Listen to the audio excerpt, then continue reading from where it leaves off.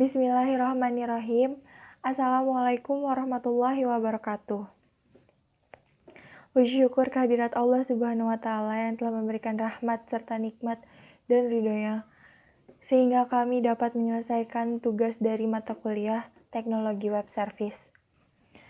Terima kasih kami ucapkan kepada Bapak dosen mata kuliah, sehingga kami dapat menyelesaikan tugas ini dengan tepat waktu. Sebelumnya, perkenalkan, nama saya Jihan Dwi Rahayu dengan NIM 1218372 dari kelas 125D13. Selanjutnya, untuk mengefisiensikan waktu, maka dari itu kami langsung mulai ke materi. Yang pertama, ada latar belakang.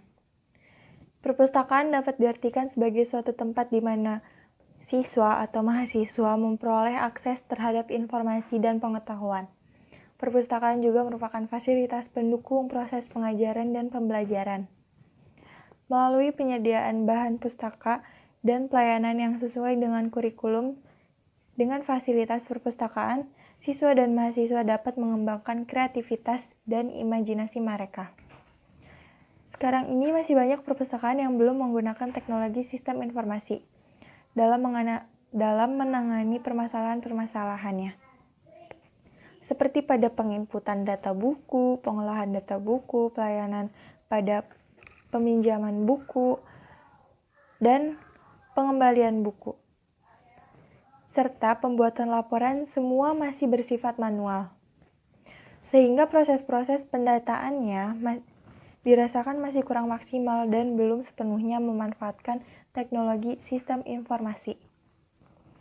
Dalam proses pembuatan laporan per periode, perpustakaan petugas pun masih banyak memiliki kendala. Contohnya, pada pembuatan laporan data anggota perpustakaan, petugas membutuhkan waktu yang cukup lama dan dalam menyajikan sebuah laporan anggota. Proses penyajian laporan tersebut memiliki pencarian pada arsip-arsip terlebih dahulu. Ini menyebabkan bentuk laporan yang dihasilkan kurang akurat dan tidak adanya efisiensi waktu dalam pembuatan laporan anggota tersebut. Selanjutnya ada proyek. Yang pertama itu ada rancangan database perpustakaan.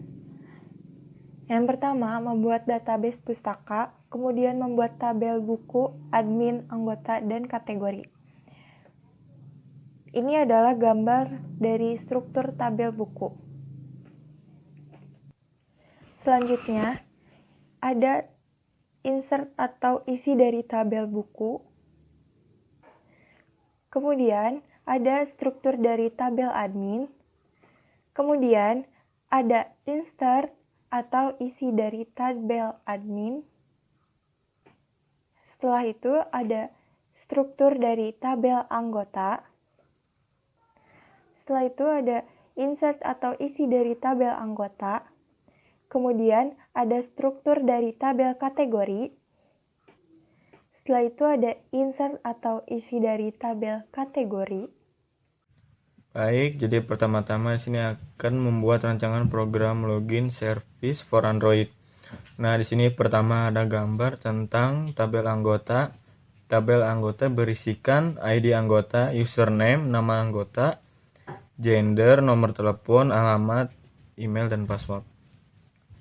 Nah, selanjutnya kita menginsert atau mengisi data yang tadi kita buat, yaitu contohnya 1.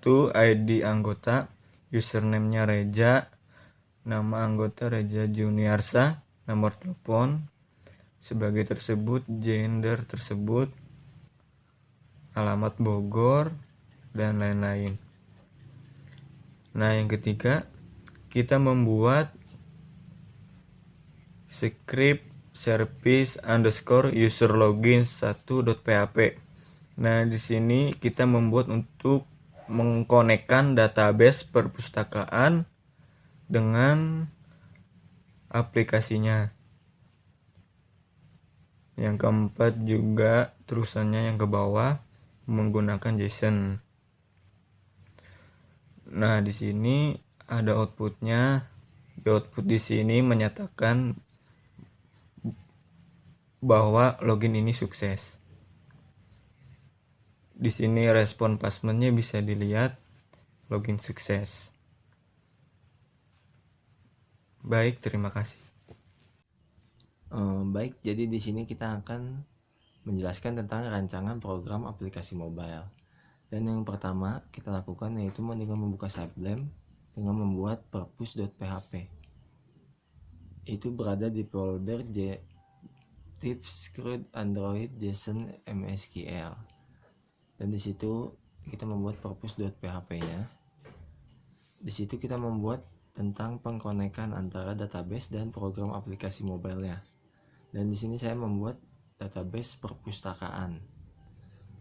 Dan selanjutnya yaitu kita membuat script di dalam Eclipse. Yang pertama itu script biodata activity-nya. Dan beginilah script biodata activity-nya. Nah, di script biodata activity ini nanti bakal dikonekkan dengan koneksi activity-nya. Script koneksi activity-nya. Dan di sini juga ada script tentang activity-nya, main activity. Dan ada tambahan juga di script Android manifest.xml itu kita tambahkan use permission Android, name Android permission internet. Jadi dia ditambahkan itu untuk mengkonekkan ke internet nantinya. Dan untuk hasil outputnya bisa dilihat gambarnya. Di sini kita bisa menambahkan kategori, edit, dan delete.